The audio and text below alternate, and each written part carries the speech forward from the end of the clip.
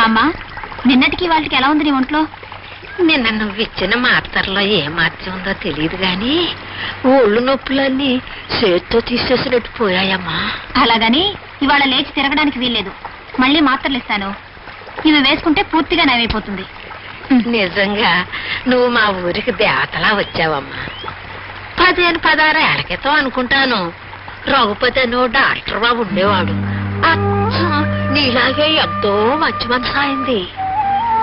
ఆ మహారాజును రాత్రి ఎవరో దుర్మార్గులు పొడిచి చాపేశారమ్మా. మంచితనాన్ని ఎక్కువ కాలం బతకనివ్వదిలో.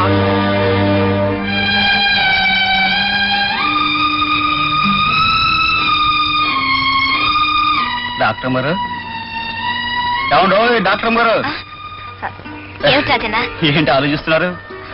అబ్బే ఏం లేదు. ఒక విషయం అడుగుతాను, చెప్తావా? అడగండి.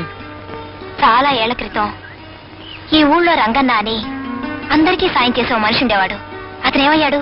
ఇది డాక్టర్ గారి దగ్గర నమ్మిన బంట్లో పనిచేసేవాడు. ఆ రంగన గురించేనా? అవును, ఆ రంగన్నే. డాక్టర్ బాబు చాలా మంచివాడు కదమ్మా. అలాంటి మంచి మనిషికి రంగన సాయం చేస్తుండేవాడు.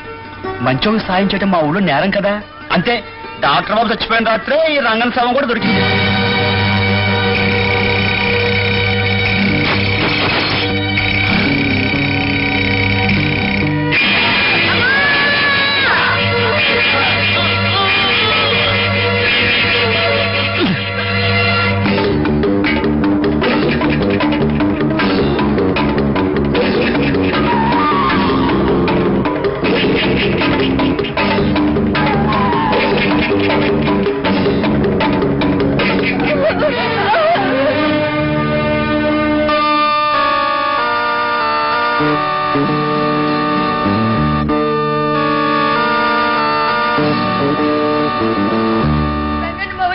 ఎవరు వచ్చి మా నాన్ని చంపేశారు.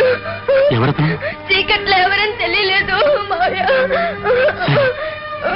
నువ్వు వెళ్ళకూడదమ్మా, నువ్వు నాతో రామ్మా.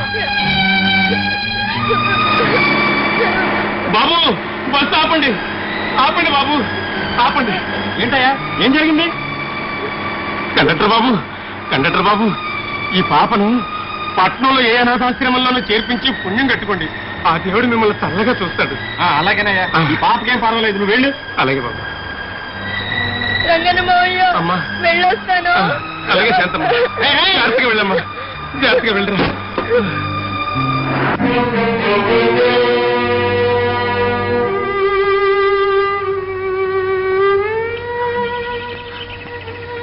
అదేం డాక్టర్ అమ్మ గారు, రంగన చావు గురించి అతనికి కావాల్సిన మనిషి కంటే మీరే ఎక్కువగా బాధపడి కన్నీళ్ళు పెట్టుకుంటున్నారు. అతనికి కావాల్సిన మనిషా? ఎవరు? కన్న కొడుకు. చాలా కావాల్సిన వాడే కదండి. రంగన్న కన్న కొడుకా? ఏడి, ఎక్కడున్నాడు? మీ ముందే ఉన్నాడమ్మా. అంటే నేనే. నువ్వు రంగన్న కొడుకువా? అవునమ్మా.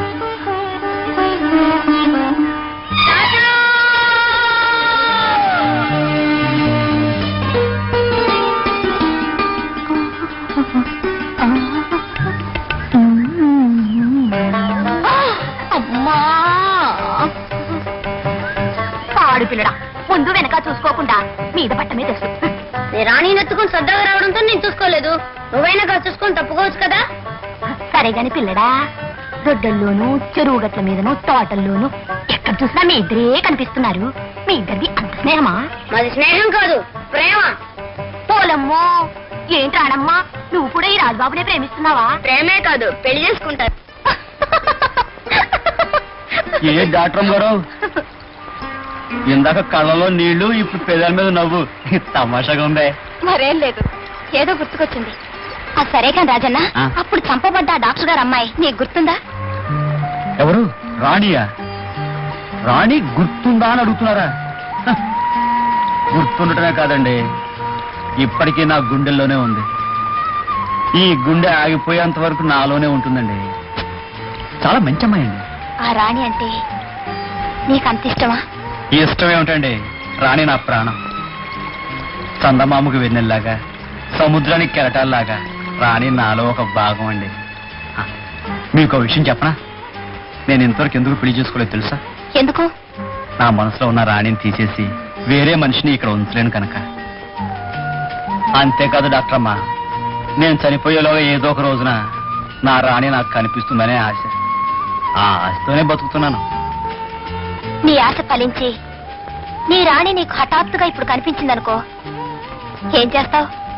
ఏం చేస్తానా? ఒక్కసారిగా కౌగులించుకుని పైకెట్టేస్తాను.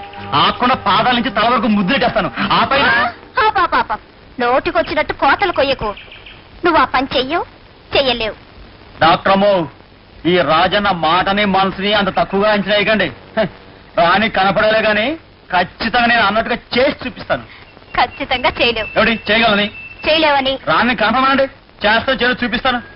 అలాగా? ఆ సరే, ఇటు చూడు.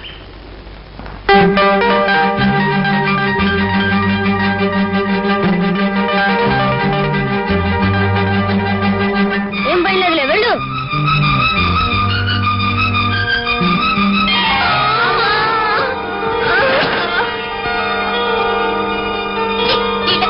దేవుడా, ప్రేమలో పడి ఎదురొచ్చిన వాళ్ళందరికీ పడేస్తూ ఉంటారు. చిమ్ము. రాణి రాణి, అయ్యో చేతికి దెబ్బతో రక్తం వస్తుందే. దెబ్బ మానిపోయినా మచ్చ ఉంటుంది. ఆ మచ్చను చేయడప్పుడల్లా నీకు నేను గుర్తొస్తూ ఉంటాను. అంతేకాదు రాజు, నేను ఎంత పెద్దదానైనా ఈ మచ్చ చూడగానే నీకు నేను గుర్తు రావాలి.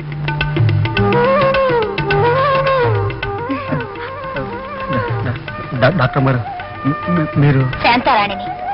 చిన్నప్పుడు రాణిని, ఇప్పుడు శాంతిని.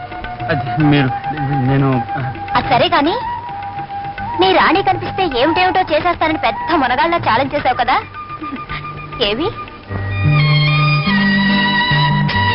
ఏం చేస్తానా?